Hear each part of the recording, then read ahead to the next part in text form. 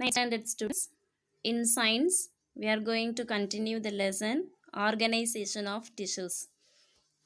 In the previous video, we learnt about animal tissues and its types.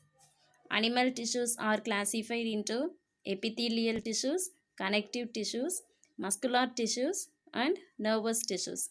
Already we learnt about epithelial tissues and connective tissues. Now we are going to see about muscular tissues and nervous tissues. Muscular tissues. Muscular tissue consists of elongated cells. These tissues also known as muscle fibers. This tissue is responsible for movement in our body. Main function of muscular tissue is to provide movement to the body. Muscles contain special proteins, myosin and actin. These are the contractile proteins which are responsible for contraction and relaxation, and they cause movement. Myofibrils are long filaments that run parallel to each other to form muscle fibers or myofibers. The myofibrils resulting may be several centimeters in length.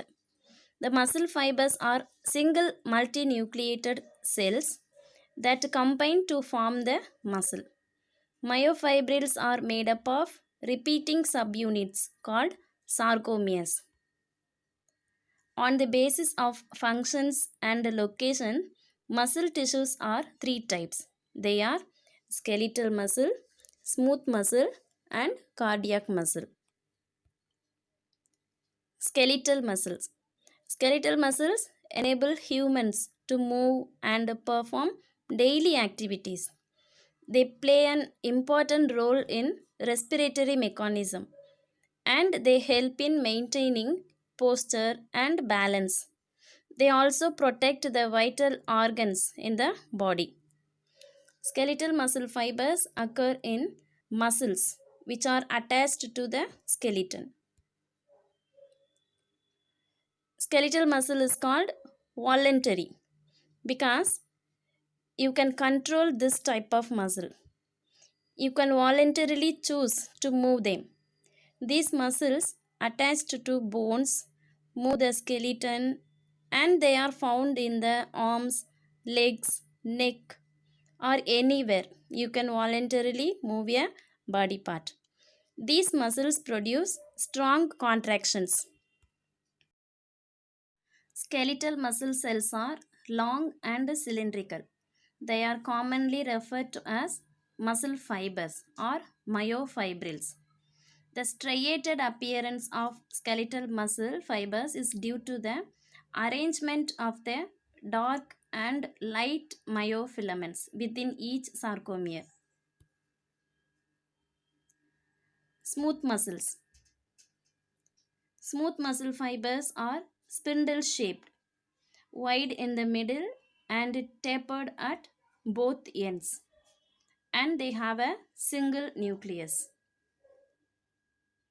Smooth muscle cells do not have striations, so these are non-striated muscles. Smooth muscles is present in the walls of the hollow organs like the urinary bladder, uterus, stomach, intestine, and in the walls of passageways such as arteries and veins of the circulatory system, and the tract of the respiratory, urinary, and reproductive systems. Smooth muscle is called involuntary muscle because you cannot control this type of muscle movement. These muscles lining the internal organs, blood vessels, and organs such as found in the digestive and reproductive systems. Next, cardiac muscle tissue. Cardiac muscle tissue is only found in the heart. Highly coordinated contractions of cardiac muscle pump blood into the vessels of the circulatory system.